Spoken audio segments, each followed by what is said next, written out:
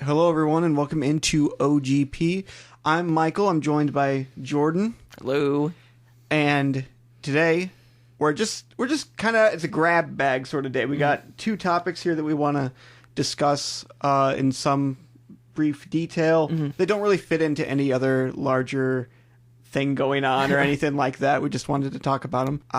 So yeah, we're just going to get right into it. The first topic we've got here today is what I'm calling the Nintendo eShop Nightmare. It's something that I guess is getting a little bit more talk online about this specific topic, but I've been wanting to cover this now for several months, I think. Yeah, we've definitely been talking about it off and on. Yeah. I want to introduce this topic with a bit of a challenge. Okay. A game. A game of 3 rounds. If you're able to win all 3, you'll get a prize that I've not yet figured out yet in classic fashion. As yet to be determined. But everyone will be very impressed with you. Okay. The challenge here, I'm going to list off 5 games at a time. You need to figure out which game is fake. Right. All right? There'll be 3 rounds, as I said. Get all 3 rounds correct. $1 million. $1 million? I hope that you're excited. Okay. I'm very excited. Where are you getting that from? So the idea here, just to make it 100% clear, is 4 of these games are real games on Nintendo eShop. One of them is literally from a random name generator. Ooh, we love that. So that's the fun bit. Okay, here we go. Game number 1, Urban Survival Simulator: The Bum's Journey. 2, Color Water Sort Relax Edition. Okay. 3, Anime Basketball Girls. 4, The Heroic Ruin. Okay. And 5, Pizza Parking. See, 2 of those I've seen before on the eShop. Oh boy. Which ones? I remember Anime Basketball and then Bum's Journey. It's the Bum's Journey. Yeah, I saw that one today. Let me think. So it was the Color Sorter, Pizza Parking, you said? Pizza Parking and The Heroic Ruin. Heroic Ruin. I want to say Pizza Parking. Is that your final answer? That's my final answer. That is a real game. Pizza Parking is real. The fake one was The Heroic Ruin. It sounded like it might have been fake, but it was like just enough for that. I'm like, Yep. Well, the $1 million is off the table now, but you can still win something else. Again, to be determined at a later date. Okay, round 2. Okay. Game 1, Voice Mimicry Show. Okay. 2, Reef of Meteors.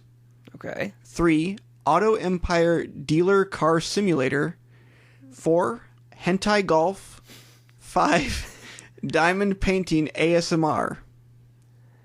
I think I've also seen the 4th one on this. You definitely have. Yeah. Let's see. I think I'm gonna go with voice mimicry. Is that your final answer? Final answer. This is also a real God game. Damn it. You might be beginning to see the issue with the Nintendo eShop already. Yeah, that doesn't sound like even anything, right? Yeah, especially because there's no microphone. Yes. Yeah, I have no idea how they achieved this this game. Yeah. I didn't look into it very far. It looks fake. The Auto Empire Dealer Car Simulator, that's also real, but it's an example of one of those games with very long titles that shouldn't exist. The fake one was Reef of Meteors. I see. All right. Final group. Can I go 0 for 3? Can I do it? Game 1, Traffic Race 3D 2. 2, Toilet Hero. Okay. 3, Key Dungeon. 4, Squiggle Drop. 5, Courageous Reasoning Nori 7, New World. I don't want to say Toilet Hero, because I feel like that's riffing on this whole skibbity toilet thing, which I hate, by the way. I think I'm gonna go with Squiggle Drop. Squiggle Drop is real. God damn it. The fake game was Key Dungeon. That was my second guess. I hate it. Well, I hope you enjoyed participating in the game, Jordan. 0 for 3, let's go. It was, to be fair, I think, a very difficult challenge. The amount of shovelware with nonsense names on the eShop is truly staggering. So now we can get into some of the specific issues I have with the Nintendo eShop, and we'll see how you feel about some of these. Yeah. The first one is the load times on the eShop are abysmal. It's way too long. So I was actually going through the recent releases, compiling for the list, right? Right. And it just gave up. Yeah. It just stopped loading games after a while.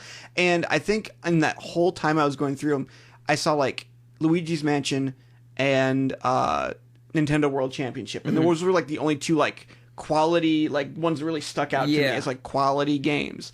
There was some indie stuff in there too that was good, but like a lot of it was shovelware. Oh yeah. And those were like the two like AAA releases I saw. Kind of ridiculous. And to go along with that, these terrible load times, there's also no ranking system to like the quality of the games. All these terrible games are next to they're just presented as is. They're just presented as is right next to the literal first party gem releases. And so they're just taking up like CPU resources basically. They're doing harm. This is real true harm to the user experience. They're just taking up all that precious memory bandwidth that the Switch and just space on the shop page to begin with. And we know that like the Switch and Nintendo consoles as a whole kind of struggle with the internet aspect already. Like the upload speeds or whatever are like very limited on Switch. Right. And this does not help the problem whatsoever. And there's like no vetting to what gets on there. Like literally anything. You literally just make a 5-minute game. You could probably put it on Switch. Oh, absolutely. Let's talk a little bit about this. I even kind of headlined this: the low effort mobile games, like ad style mobile games, like we've all seen before, and simulator games. The term simulator is a little too broad at this point. Oh, absolutely. So here's a couple more that I noticed.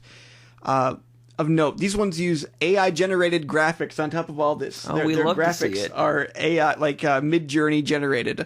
Ultimate Puzzle Adventure, Dogs, Sugoi Girls Kinky Nights, Supermarket Shopping Simulator. This one really struck me as I did see that one. Like terrible AI artwork. This is another one. This is maybe the most horrible thing I've ever seen in my whole entire existence as a human being. Loot Box Simulator. That's the name of the game. Loot Box Simulator. There are 4 games in this series. Oh, there's 4? There's 4 Loot Box Simulators. That's disgusting. And like the whole idea is that you are simulating, opening the loot box, and your reward is AI generated anime girl artwork. Oh boy. It is some of the worst. I can't. Another issue, okay? The coming soon section. This like gets into that same issue I have with there's no like ranking system where like very low effort stuff is presented right next to first party release. So here's a few games I saw on the coming soon section. Zumba Marble Blast. So this appears to be a Zuma knockoff. We all know Zuma, right? The PopCap game. Oh, yeah. But this uses like AI artwork. Spot the difference with Animal Kids photos. Werewolf Goldfish, which very nearly made it into the above list of games. Something called Super Mario Party Jamboree. Sounds kind of dumb, honestly. And then Etchy Secrets Complete Edition. All this stuff is just hanging out next to Zelda Echoes of Wisdom. Yeah, like I actually use the coming soon pretty often personally to see like what's coming up. Okay. I do agree that like a lot of this, like there's a lot of garbage in there, but I do, at least for me, like there has been some stuff that like I wouldn't have heard about if I hadn't seen it in the coming soon. Well, I certainly wouldn't have heard about Zumba Marble Blast, but did I need to hear about it? As in like any like of my upcoming like Picross games. Oh, sure. Yeah. Look, no, there is... The thing is that there is a utility to these different sections. Yeah, it just it needs to be vetted. There needs to be vetting. It is pretty ridiculous. So sort of tying into that, and the last major point I want to go over is this bizarre thing where a company can just sort of re-release the same exact game or nearly the same game and then like tag on some like ridiculous like addition title to it in order to get it to appear again. In the recent releases section, you can see the same game being released almost every week. Two of the ones that I picked out in particular were AAA Clock. There's been so many releases of AAA Clock. I've just seen like different like clock games, quote unquote. And then something called Freaky Trip. Yeah, No idea what this is, actually. but there are like 5 releases of Freaky Trip. And I looked at this company that puts out these games, and I cataloged a list of different editions they've re-released games under. Right. So let's go through those now. First of all, Game of the Year edition. Ain't no way. You know, there's no way. Who's voting for it? Yeah, you said it was the Game of the Year. Deluxe edition. Of course. Special edition. Ultra Definitive edition. Director's Cut. Ultra Director's Cut. Oh boy. Extreme edition. Legendary edition. Premium edition. Complete edition. Ultra Deluxe edition. Fever edition. Platinum edition. Magnificent edition. Ultimate edition, ultra ultimate edition, ultra amazing edition, happy edition, extended edition, and bizarrely, I don't know the context here, Tiffany edition. What does that mean? Is there a bow? I don't know. Do we need to find out what specifically to realize to understand what the difference is? Next week we'll do a dedicated episode researching what Tiffany edition is. But like, why are they allowed to get away with that? There's got to be someone's got to make it stop. It's just a mess. I feel like overall the Switch has been a great home for a lot of games, including smaller releases. You know, it's been great for that, but someone's got to step in and say, like, for example, if your game is just like distributing AI generated pictures, if that's the whole game, if it's like a puzzle game, like a literal jigsaw puzzle, which is just AI generated pictures, you can't do it. It's not on the eShop. Maybe they can't do that. I don't know. But it seemed like it used to be that Nintendo's eShops were much more locked down. Yeah, especially Wii era. I think it was during like the Wii U era and like 3DS where kind of like I think that's where kind of the floodgates kind of started open a little. Yeah. And then the Switch, they unfortunately just had it like just flung the doors right wide open. Yeah. It is. I think it's something that they could address with maybe the follow-up Switch, though I think there's already an issue there where just it's totally speculative that the Switch 2 will be completely backwards compatible with Switch 1, including digital releases, in which case they might just bring over the eShop. But at least if they do, hopefully it runs better. That's like my number one complaint, to be honest. I'd say like running better in some sort of like ranking system, or like being able to like because even like on like the Wii U and 3DS, you would then be like, hey, like rate the title you just bought or you played for a little while. Why is there no ability to like user submitted rankings? I don't know, because it was literally like a 1 to 5 star thing. Yeah, they had the star ranking. Bring it back. It's like, I don't know why they got rid of it. But is there even a like or dislike? I don't even know what the thing is even if there was, it wouldn't affect anything because there's no infrastructure there. Yeah.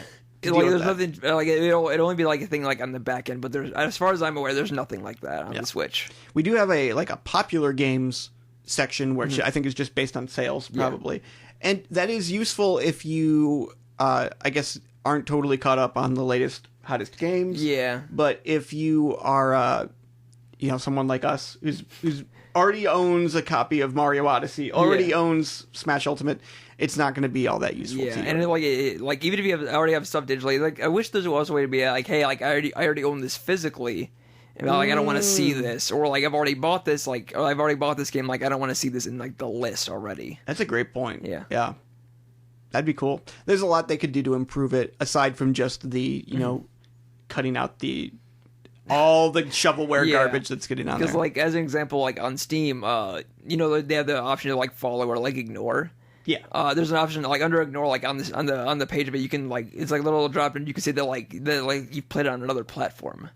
Oh, that's cool. Yeah, so like there's a lot of games that I already own, like either like on like Switch or PS5 or PS4 or like other places that like I own that I'm like, hey, I'm like this is a cool game, but like I already own it. I'm like, I don't need to buy like a second copy of it, so I gotta ignore it. Be like, say I already own this, like I don't need to see this anymore. I mean, something me and you have talked about before off the show many times is just how well Steam does things compared to almost every other storefront. They've locked it down. Nintendo really could take some cues from Steam with eShop version 2. Every other one could. Absolutely, yeah. They're Steam's great. Yeah. Who doesn't like Steam? But I think that concludes my my rant on the eShop. I see. There's really not much that I would disagree about, really. Like I said, the only thing I would really be is that, like, because I use the coming soon pretty often, but like I do, there's a lot of garbo in there as well. Yes. Just a little bit more vetting is really all I'm asking, and better performance. Those are my two main things. Yeah. All right. So that's all I have to say. Jordan is bringing his own topic. Something I don't have any idea about really whatsoever. You want to introduce it? Yeah. So it's going to be completely unrelated to it's slightly related to the eShop, but it's mainly unrelated, which is just visual novels being more popular over here in the West in recent years. Which, for a long time, obviously they always come out in Japan. There have been, some, smaller some major ones coming out, like Ace Attorney and stuff like that. Yeah. But only within, probably, I don't want to use past decade, but maybe 5 years or so, especially, things have been really picking up steam. Would you say Ace Attorney is a visual novel? It is, yeah. Okay. It's half visual novel, half adventure, kind of. Okay. So interesting, because I was wondering if I had played any. Yeah. I've given some a try before, but I was like, have I played any, kind of more deeply? I played Famicom Detective Club, actually, the girl who stands behind the Super Nintendo version of that. I think that could possibly be considered one. I haven't played those myself, so I don't know for sure. But I think either visual novel or adventure game. I would say graphic adventure is what I was kind of thinking, but it gave me Ace Attorney vibes, which is another series I haven't played, so I don't know. But I did bring a few, quite a few actually, of physical ones that have come out. Because that's a big thing too. Where there have been a lot more actual physical releases for a lot of these games, which is great. Yes, we're very good. We always love physical. Yes. So I'm going to start actually with some that are a bit older. So they kind of fall out of the past half decade, which is the Zero Escape. You've talked about these. You've talked these games up so much. I love these games. I prefer, especially the original version of 9 Hours, 9 Persons, 9 Doors, because there's some stuff towards the end, the way they presented that, you really need to play it on DS. I know the PS4 and Steam releases do have some quality of life changes. But the way they utilize the two screens, you really can only replicate on the DS. Sure. Especially with the final boss, and I definitely won't get into that, but that's massive spoilers. And then my personal favorite of the trilogy, Virtue's Last Reward, which is just also really cool.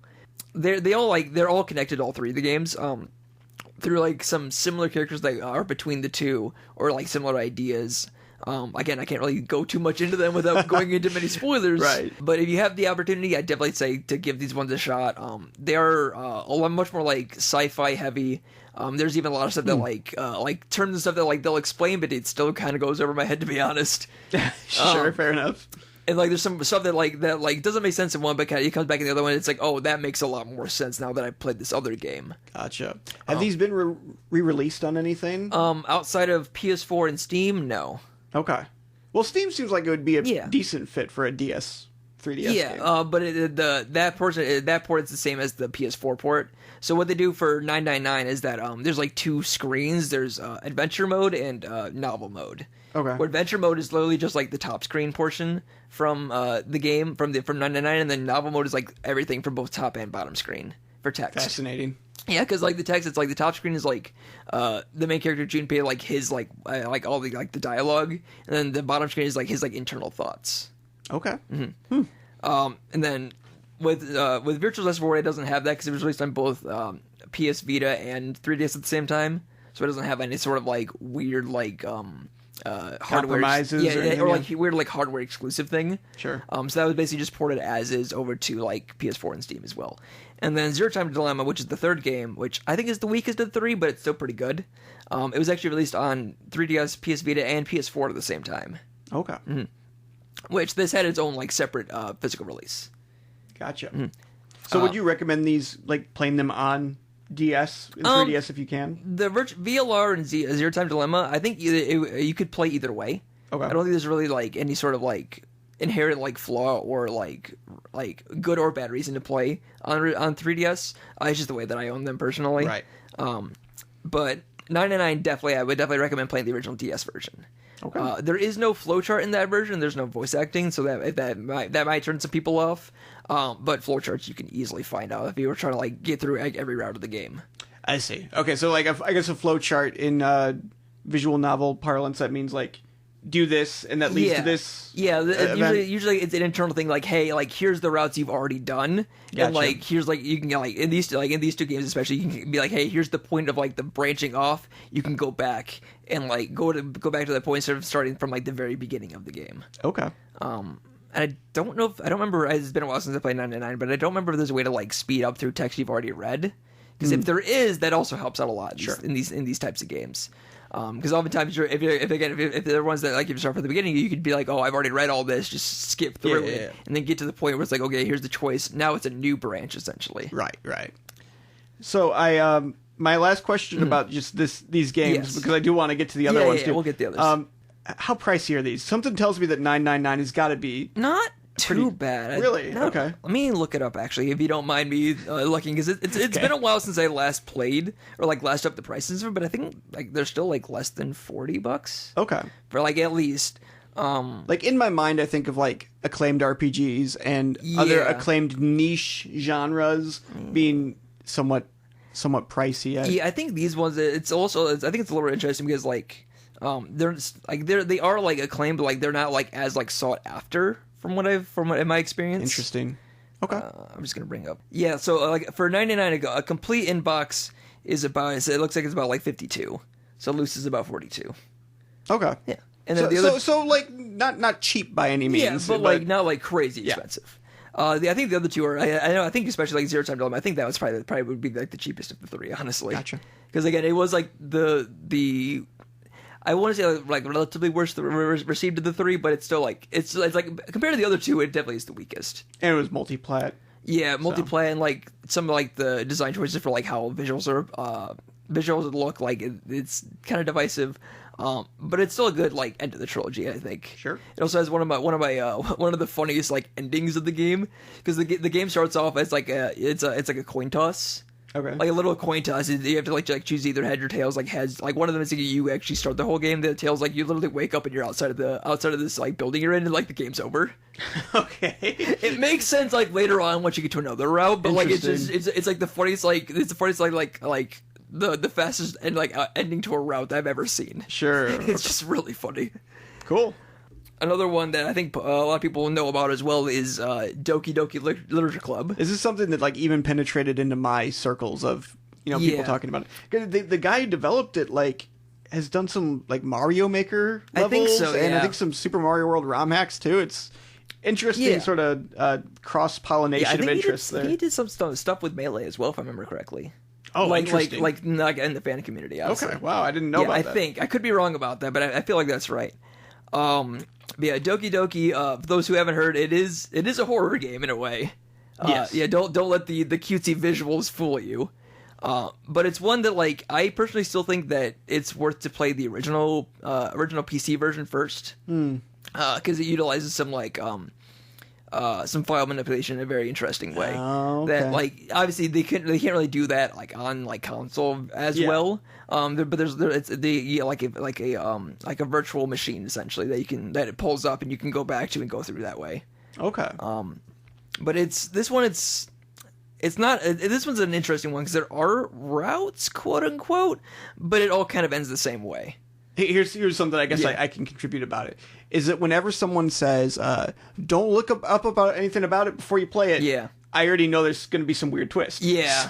So I feel like it's impossible to know, like, go into something like this, like, totally I think the reason why, unspoiled. For me, I think personally, like, the reason I would say something like that, I'm more like, hey, like, if you look at it, like, trust in the warnings about it. Sure. Like, don't let the warnings fool you. Like, they are there for a reason. Yeah. And plus, like, there are stuff you can that like I don't know, like it's I think it's something that it's interesting to go in blind with, outside of like probably like without like looking it up or anything like that. Sure. That we can kind of figure out what's actually going on and how to actually get like further in it. Okay. But I like it. It's got some like kind of generic character designs. And like, well, is it like playing into like a trope? Yes, sort of? It definitely is because it's more. It's like hey, you're like the new you're like a guy like who's like basically dragged into like the local and like the school's literature club. You have to like get closer to one of them through like the these little like like little like poem mini games, basically be like, hey, pick a word and it'll like potentially like relate to one of the three girls. Okay. And kind of like whichever one like you like somehow like I don't know what's what I'm looking for, like impress more, you'll be able to like go on that route with them essentially. I see. Okay. And you kind of have to do that like a few times. I think there's like 3 different ones during the first part of the game. Is it scary though? It is. It is? A little, yeah. Okay. Not so much like jump scare, but more like unsettling. All right. Is it going to be scarier than Emio the Smiling Man? Probably. You think so? I mean, it's rated M as well, so that definitely helps. Well, so is Emio. Oh, is it? Yeah. Oh, I didn't know that actually. Yeah, that's a bit tangential. It is maybe a visual novel, Yeah. you know. I actually remember reading about that. I forgot about it. So we'll play Emio and then we'll get back to you on that. We'll see. Moving on. I've also heard about this. I have a little bit of knowledge about Danganronpa here. Yeah, Danganronpa. I know it, especially in recent times. I know like people have kind of like not been as receptive anymore to it. Is it like an aesthetic thing? I've seen might be aesthetic. Like it might be like maybe 2 seasons of like an anime. Yeah, based on Danganronpa? they did an anime. So they did an anime adaptation of the original game. Not for 2 actually. But they did a third, like for a quote unquote 3 that was like split in half, because it was like it's like a past arc and a future arc. Okay. I think it's literally called like Despair and Future. Like one like took place like back during like the like it's like a prequel to the series, and like the future is like post first two games. Okay. Which it was the way it was released. It's like it was like Despair Future, like back and forth. Oh, that's kind of interesting. Yeah, because they both related to like the same idea, like what was going on like in both halves essentially. And then like as like a finale, they did like it was like the Hope arc. It was like a 1 episode like epilogue, pretty much. Okay, to kind of like brings kind of like a definitive like bridging like the 2 seasons essentially. There is a V3 that is like unrelated to like the what's considered like the Hope's Peak arc, which is like the Hope's Peak Academy is like the school like they're all part of it beforehand. It's like half visual novel and also like almost like trial kind of game. Like trial game. Like actual like court trial. Oh, yeah. Okay. Because like in both first 2 games, I've only played 1 and 2. I haven't played V3 or the because there's a spin-off in between, like the Ultra Despair Girls. That's like a 3rd-person shooter. Oh. Yeah. All right. It's weird. I don't know, but it's I've never played it. I plan on to, but I can't find a copy of it anywhere.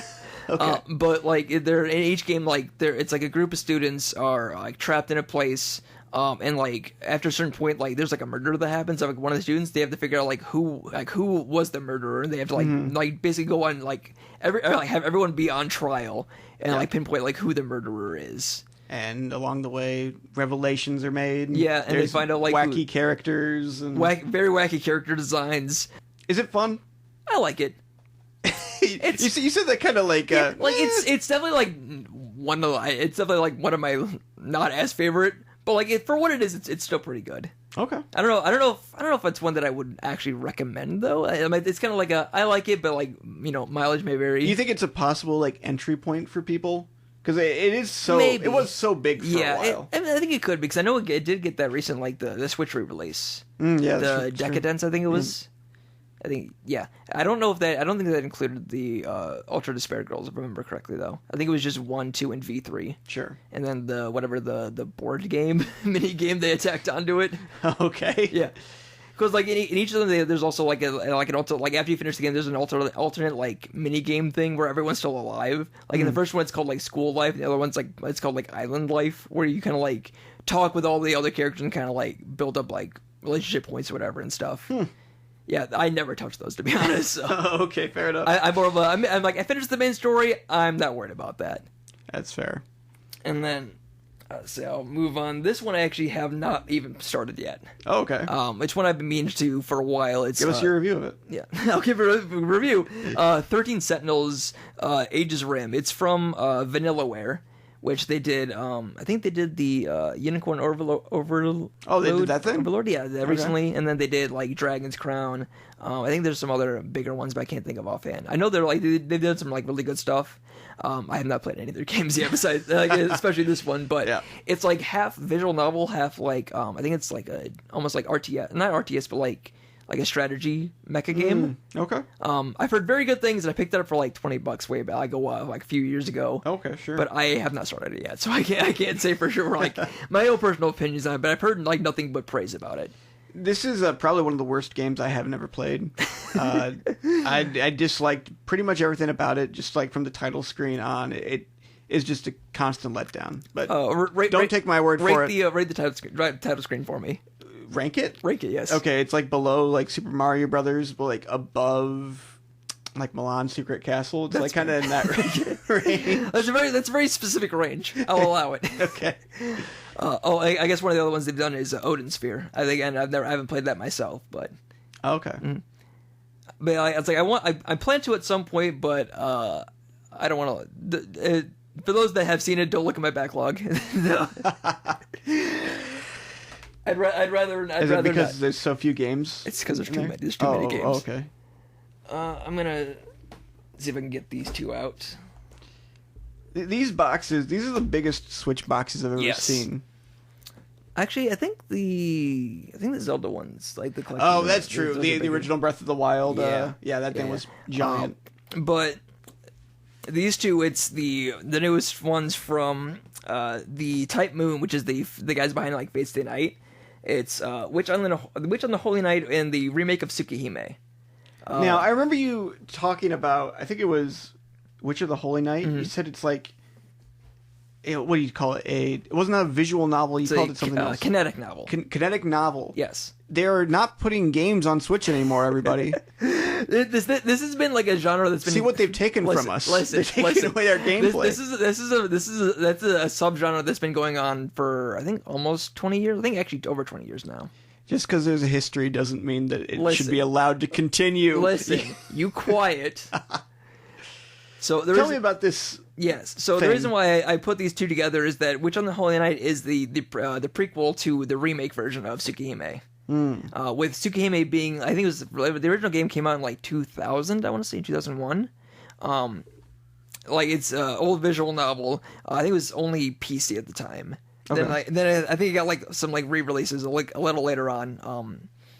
Specifically with Tsukihime, like what was an ongoing thing for a long time way back in the day is that there would essentially be like two different versions of a visual novel. There'd be the original very low run like 18+ version, and then a re-release that's like an all ages version. Interesting. Okay. With a big reason they did that is mainly to like get the sales from, because they would have like the 18+ one be like at a higher price and like have more to it.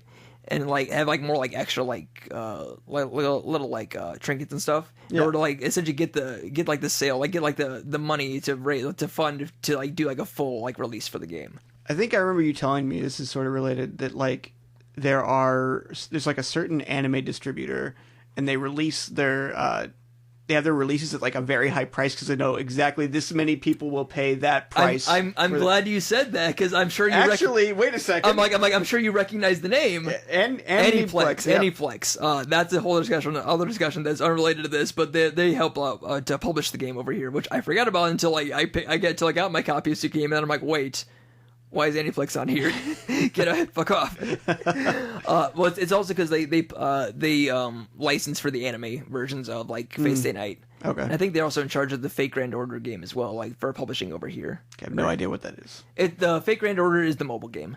Oh, okay. And then speaking of Fate Stay Night, they're going to be doing a re-release over here, like in America, like in the West for the first time as well later this year. Which is also significant because we've gotten like all like the different anime and stuff for it, but we've never actually gotten the original visual novel until like I think it's I don't think they've given a release date yet, but I know it's like going to be later this year. All right, cool. So, and they're all part of the what's considered like the Nasu verse, which is like the original creator Nasu. He's like in charge of all of them. I don't think they're all tangentially related, kind of like a multiverse type of thing. Sure. But but Witch on the Holy Night and Tsukihime are like in the same universe, same as the Melty Blood fighting games. Gotcha. Which I'm sure you've probably seen the memes of. Yes. The Evo memes, right? Yeah. Evo have the setup in the bathroom with the CRT.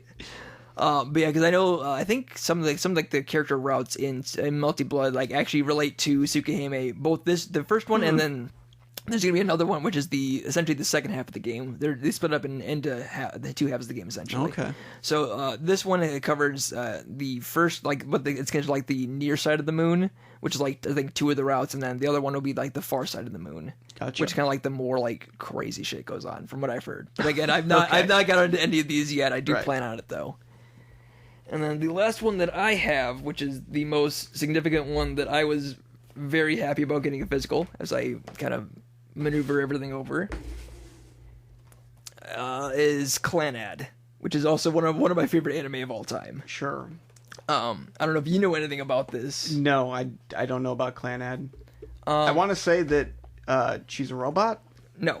Okay, well, I have no idea. She is a human. Okay. You might be thinking of Planetarian, which is from the same company. I definitely have never heard of that. But so the company that made this key, they've done a lot of they're pretty prolific with in the visual novel space. Okay. Some of their other ones they've done it's Air, Canon, like with a K, Little Busters. They've also worked on another anime like Charlotte. I think there's a few other ones. Angel Beats is another big one that they've only done an anime for. Okay. There is a first I think it's called First Beat, like a first release for the visual novel, but they've not done anything past that because it was an anime first, and they were gonna go back and do a visual novel. I don't know if they're actually gonna finish that at this point or not, because it's been almost a decade, or probably over a decade at this point. Sure. But Clanad, like I said, I before they came out on Steam, I'd watched the anime. It's one of my favorite anime. It's very good, very hilarious, very sad at times as well. So I was very happy they actually came out with a Steam release, and then I think a little while later, Limited Run Games I think they helped distribute the. This isn't one of the numbered ones, but right, a partner. Yeah, it wasn't numbered, but it was a partnered release. They came out with it. They had I think it was only the big box release. I don't know if there was an actual a regular standard release. I do appreciate the big, almost PC style big box kind of thing. I think that's kind of what they were going for.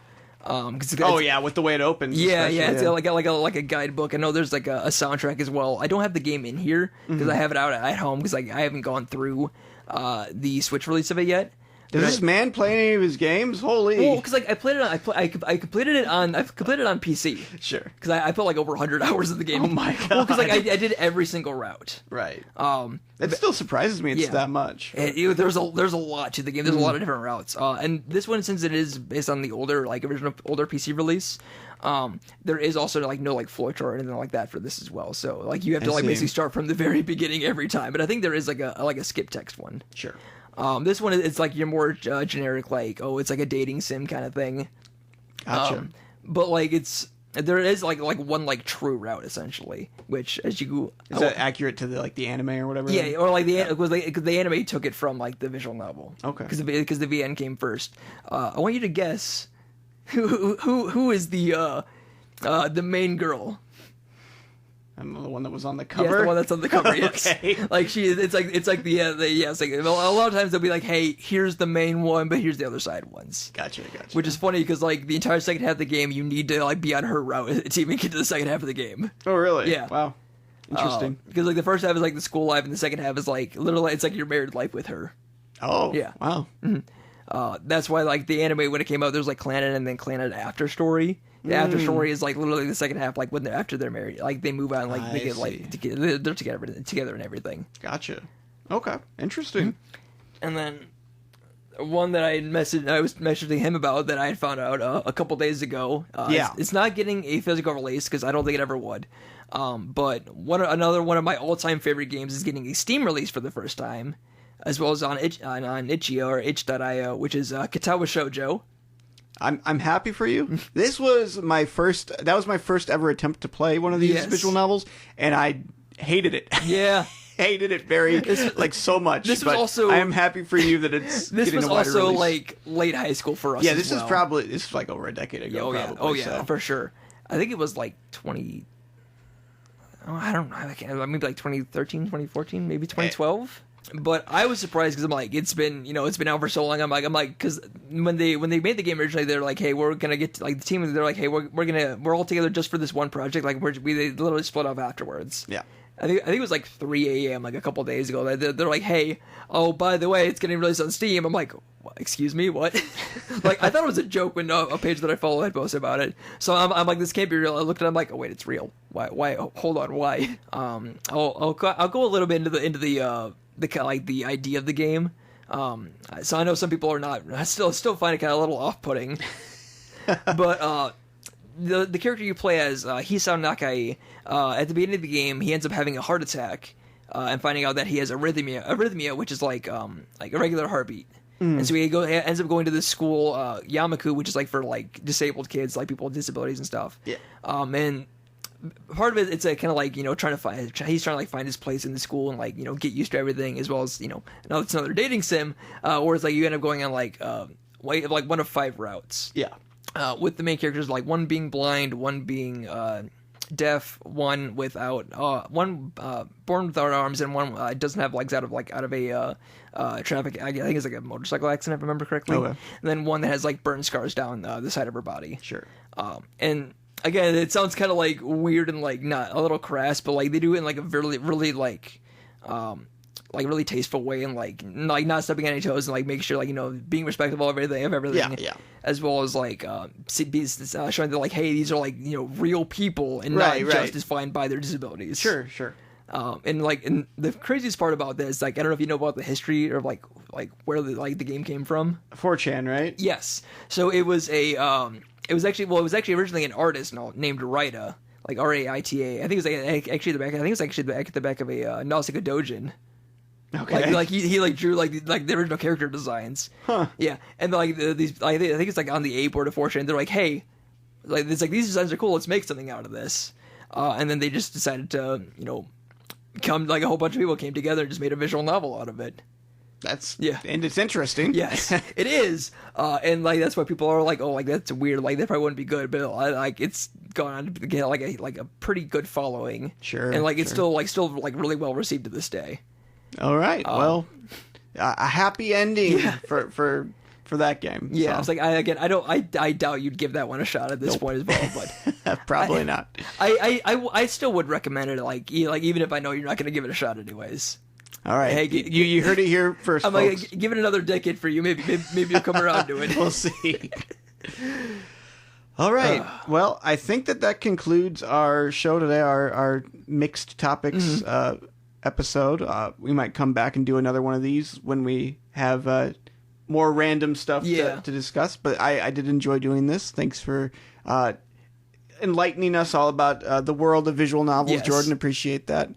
And we'll see you all next time. So bye. Bye.